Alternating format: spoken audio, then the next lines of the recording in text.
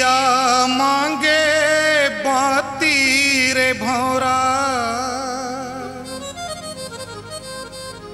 बाती मांगे तेल। दोनों अखिया मांगे निंदिया रे बैरी, जवानी मांगे खेल। मोरी सोनी चिरैया फूल कहना,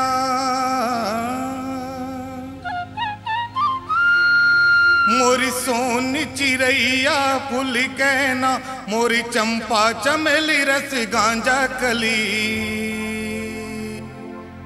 ई गाँव के मनयन देखना है, चले दोनों उड़हरिया भाग चली। ई गाँव के मनयन देखना है, चले दोनों उड़हरिया भाग चली। मोरी सोन चिरैया फूल कहना, मोरी सोन चिरैया फूल कहना, मोरी चंपा चमेली रस गांजा कली। ई गाँव के मनयन देखना है, चले दोनों उड़हरिया भाग चली।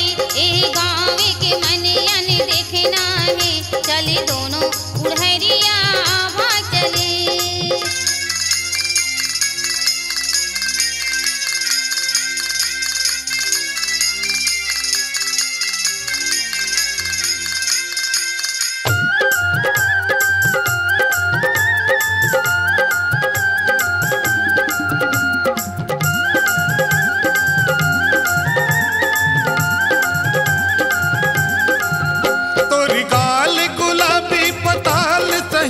कति को भौरा झूमत रही थे, कति को भौरा झूमत रही थे, कति को भौरा झूमत रही थे।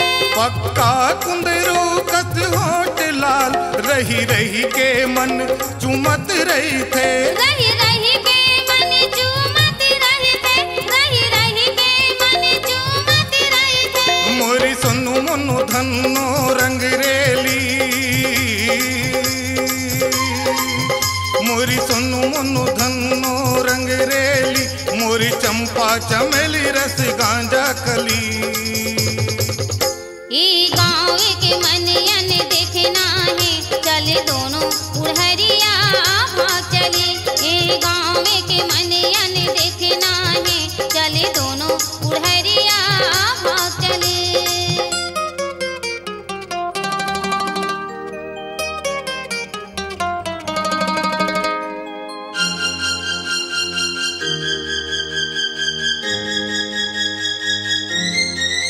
झन जाबे बाहिर तय सज धज के, तो लभूत परे लुका दी। मोला भूत परे लुका दी, मोला भूत परे लुका दी। अब बड़े सुघर दिख दस बगली, तो लटोन ही मन तोन चादी।